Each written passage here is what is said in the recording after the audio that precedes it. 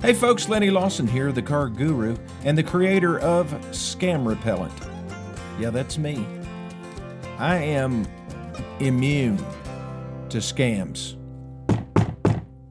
That was me knocking on wood. So why am I talking about this? Well, the last show was about how to not get scammed in a car dealership. You know, you can get scammed when you're riding down the road. My wife and I were on our way to Cincinnati, Ohio, from Greenville, Tennessee. We were on 25E going through parts of, southeastern Kentucky. Just left the big city of Pineville, Kentucky, and my phone rings. It's a Greenville number, Greenville, Tennessee number, which is where we live. And so I answered it.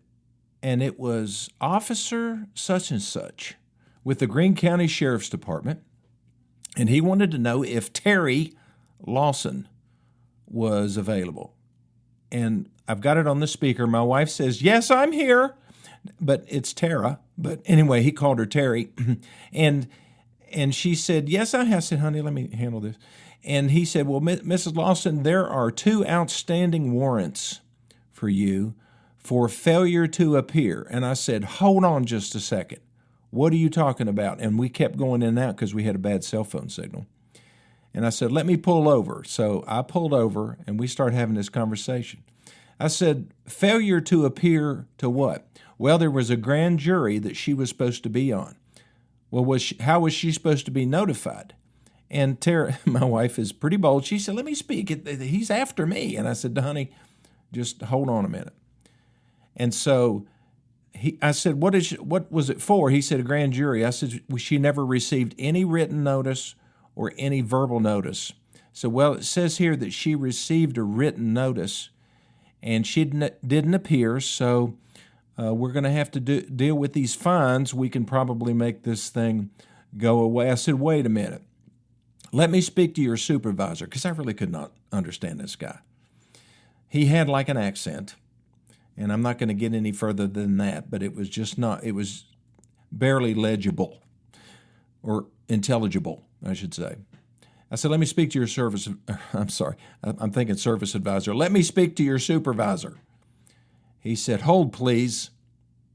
And there's about a 3 or 4 second hold. Comes back on. He said, "This is the supervisor." It was the same guy. I said, "You're not the supervisor. You're the guy we were talking to just a second ago." I said, "I'm going to have to call you back." And I hung up the phone. So when I hung up the phone, the number appeared on my phone again. He was calling back.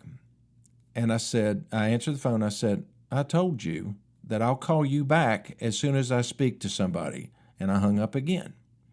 I called the sheriff's department in Greenville. I asked to speak to the sheriff. And he was available. And we know each other. And I said, "Sheriff, are you after my wife? Did she rob a bank or something that I don't know about?" He said, "Did you get one of those calls?" I said, "Yes."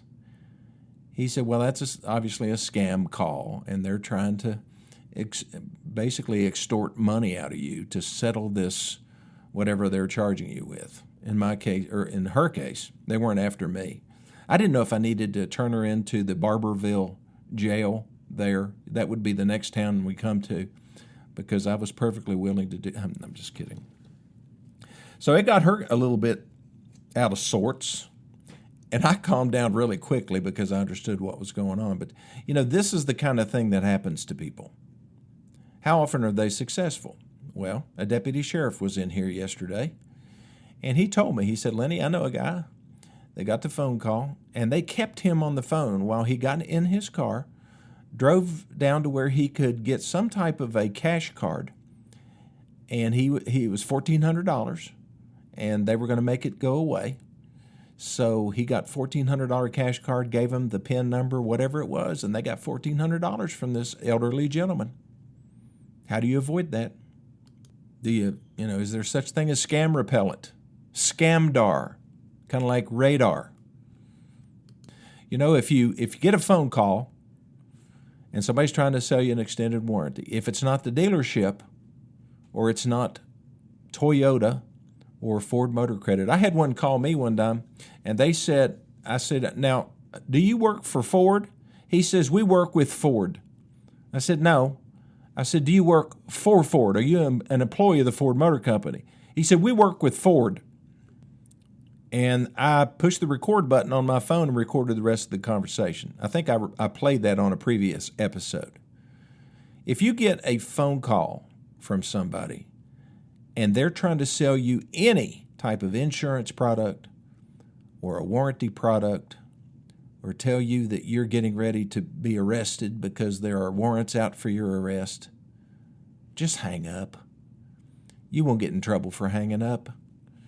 And then when you hang up, if it's a warranty solicitation or some problem with the dealership and it doesn't sound right, then call the dealership. Make sure that your investigation is not from an incoming call, it's from an outgoing call, outgoing from your cell phone to the dealership or to the sheriff's department, whichever the case may be. I would venture to say that 90% of the phone calls that elderly people get, either at home or on their cell phones, are scammers. Now, a lot of it comes through the mail. If you get something from the mail soliciting for you to buy anything for your vehicle, any kind of insurance, and if it has to do with an extended warranty or service contract, tear it up, throw it in the garbage, call the dealership. But only if you're interested in extending your warranty. You know, there's all kinds of things that come after you buy a car. I'll give you another example. You just bought a car. You financed the car at a bank. And within a week, you get 2 or 3 phone calls from different banks saying that they apologize for your credit being refused. Or you might get something in the mail saying the same thing. Well, here's how that happens. It's not that your credit was refused. You've got the car, you signed the contract, everything's good. You financed through a particular bank. Let's say it was Fifth Third Bank out of Cincinnati, or it's, I don't know, some credit union. I mean, you've got the car, and like I say, you've got a signed contract. These are the institutions that were offered the opportunity to finance your car for you, but for one reason or another, you didn't go with them. They either wanted more money down, they didn't want to do the term that the dealer had called in. There was just some reason they didn't get it. That's required by law that they send those out. But it doesn't mean you don't have a car loan. If you're concerned about it, call the dealership. Don't call the people that are sending you that notice. Just call the dealership and say, hey, I got this notice. You know, the best thing the dealership could do when you finance the car is to let you know that you might get a couple notices from other banks that did not finance your car. And they say that, you know, it almost sounds like a rejection letter. Don't worry about that. Just tear them up and throw them in the garbage. Plus, if you get any solicitations for extended service contracts, throw them away as well. And then the final thing to throw away, you know, I'm just throwing away all your junk mail for you, is any type of solicitation that says that you won something. We've talked about this a lot on the show, but you haven't won anything, okay? It says you've won $25,000, or you've won a big screen TV, or you've won a, let's see, what was the one I saw most recently? Oh, a smartwatch. You ought to see that smartwatch. I think you could put a quarter in a vending machine and get a smartwatch of that quality. So all those are designed to do is get you to come into the dealership and see what you won. And you probably won either the smartwatch or the lottery ticket. So was that worth driving down there and having to run the gauntlet at that particular dealership? Absolutely not. You know, the kind of solicitations that you, or advertisements, whatever you want to call it, that you want to respond to, but only if you're in the market for a car, would be something that comes from the manufacturer that says that they're giving you an additional loyalty bonus of $1,000 or $1,500. That's extra money. That is a real, genuine, extra rebate offer that you're being offered that nobody else is. Well, there could be a group of people on a list that are getting these private offers, and that's what they call them, private offers. And it's basically sent to people that Ford, well, I mean, it could be Toyota, Subaru, whatever, that they have determined that are likely prospects. You know, you could be in the market based on the term of ownership that you've had the current car, or that you've been a service customer at a Subaru dealership, so you automatically get these private offers. And that's real money. So that's something that you can take to the bank, so to speak. So, for example, right now we have employee pricing on every there are 2 Fords that are excluded, but most of the new Fords that we sell have employee pricing. And employee pricing is the same price that you would get if you worked for Ford Motor Company for 30 years. It's a really good deal. But if you got one of those private offers, you get the employee pricing and you get the private offer. You get to take that off as well. So that's pretty good stuff. That's real money. That's not like winning a lottery ticket or a smartwatch. Okay, I'm going to take my first break. I'll be back here in just a minute.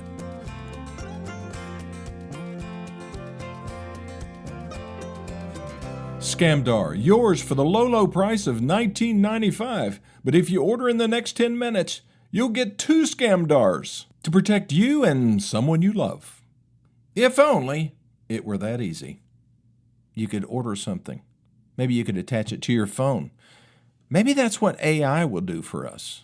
It will scrutinize every solicitation. Every time somebody comes to ask us something, we just hold up our phone and say, speak into this phone and give me your offer so I can find out if it's really a scam. You know, I go to middle schools sometimes and give speeches and talks. And, a 7th grader, 8th graders, they have a little different perspective. They're still children. Now, when I go to the high schools and talk to them, then I can talk more about the real world.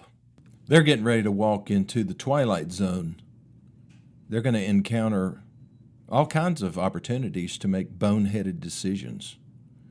But where are they getting their advice? Where do they learn how to deal with things?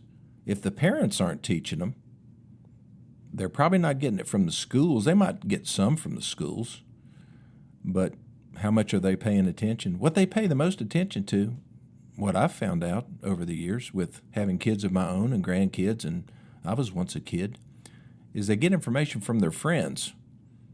The friends kind of fill a void that is left by parents and other people who have influence. So if the parents, in my mind, and the significant people in their lives that have some sense aren't providing guidance, then the friends will fill up the difference. And that's scary because they are not a reliable source.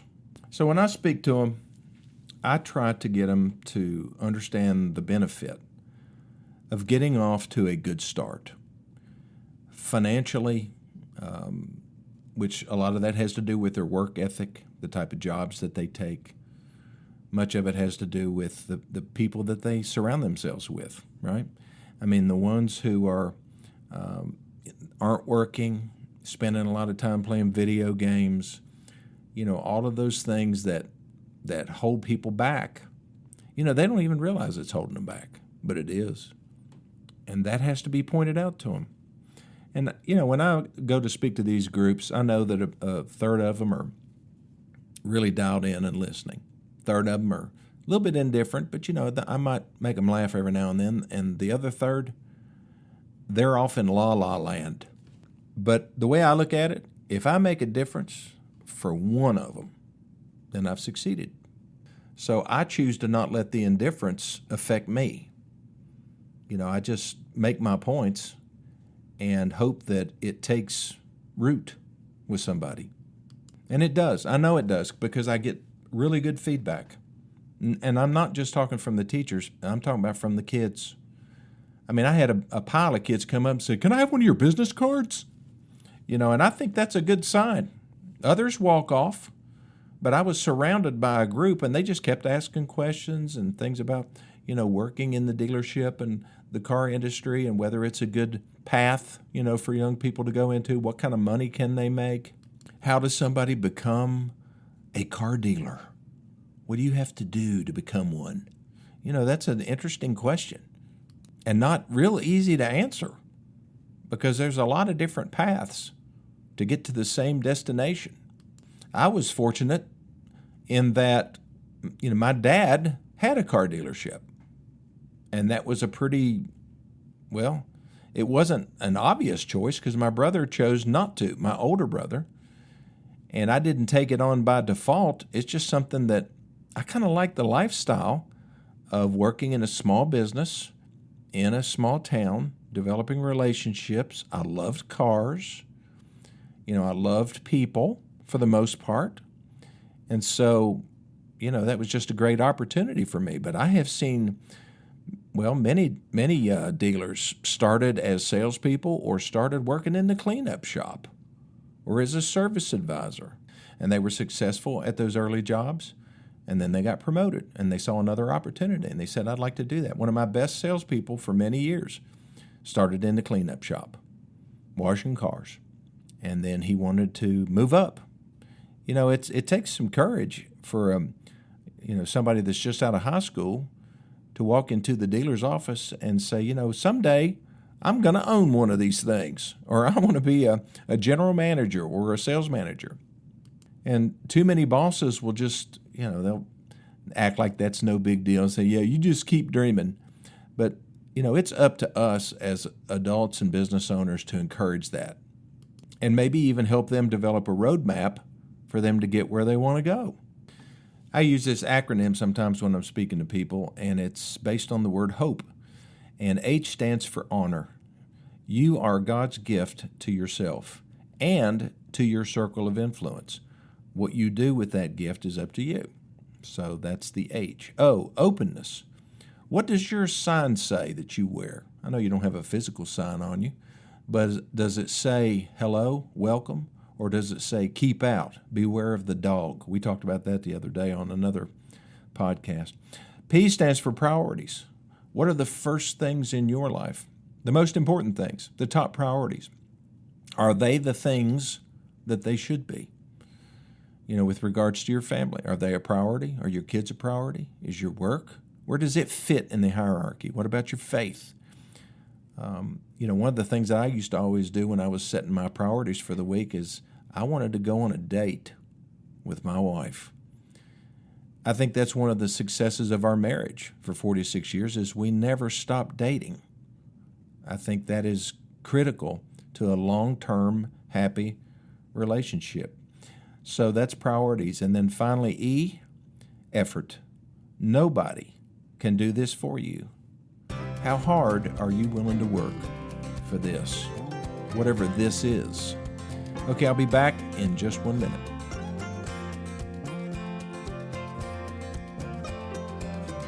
Okay, so one of the advantages of doing business with me or somebody like me who doesn't try to hide things would be the fact that there's full disclosure.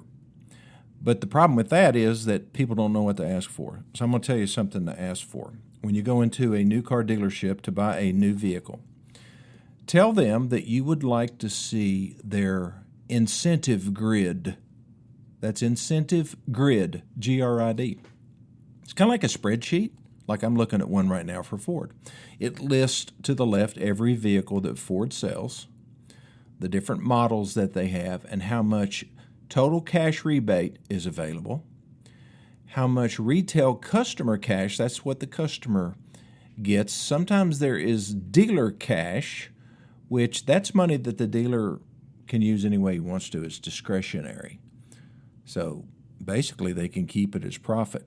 Might be the reason they don't want to show you this, but you can ask anyway, and if they won't, then they've got something to hide. It shows what APRs that they have for each particular model. Then it shows what the special advertising deals are, like leases and so forth. So, for example, I'm looking at an Escape, Ford Escape Hybrid. No, Ford Escape Gas, total cash $1,500. Special advertising is employee pricing, and they have a special lease for 36 months at $399 a month. That's what they're going to be advertising. Well, how much money down does it take to get to $399 a month? It takes $3,009. And it's all right there on one piece of paper. And so this is kind of handy material. It's good for you to look at. Let's say that you were interested in an F-150. Well, it shows that F-150 has $1,500 cash, $1,500 retail bonus cash, and then they have 4.9, 5.9, and Well, 5.9 for up to 72, which really isn't a bad rate. I mean, several years ago, before the pandemic, that would be probably 2.9. But you also, if you take the low rate, you get the $1,500 rebate. And you can get employee pricing. Plus, if you want to lease it, it's $509 a month with $52.99 down for 36 months. So it's just kind of a thought starter. You know, you may go in and you're looking at an Escape, but, you know, you're walking around, you see that Bronco Sport. Say, honey, that looks even sportier. I like that. And you don't really have to talk about pricing or anything because it's all right here. Right now, it's really easy. This employee pricing makes it easy for the consumer because the price is set. You don't even have to negotiate. When there's real employee pricing, like you can buy it under the A plan, like just like a Ford employee, there's no negotiation. I mean, it's done for you. You're buying it for what a 30-year employee can buy one for. It's great. So that's a big advantage. We've got that until June 2nd, I believe. So insider information, that's what you get. If you want even more in-depth inside information, send me a text, 423-552-2020. You know, if you're thinking about buying a Honda or a Toyota or a Hyundai or a Stellantis, you can call me on that as well, and I can help you. I can tell you what the rebates and incentives are on those particular vehicles. But it's really easy. Just go online. You can find out most of that stuff. But what you can't find out is what somebody's willing to pay you for your vehicle. And that's another thing that I will do. I mean, I can make you a cash offer for your trade. And you can take that to the dealership and say, well, I already got this. How much more are you going to give me? It's just leverage. It's a tool for you to use. So did you hear the bells again? I need to deactivate that before I start this program. That's my Ring doorbell. I get a notification every time somebody breaches the compound.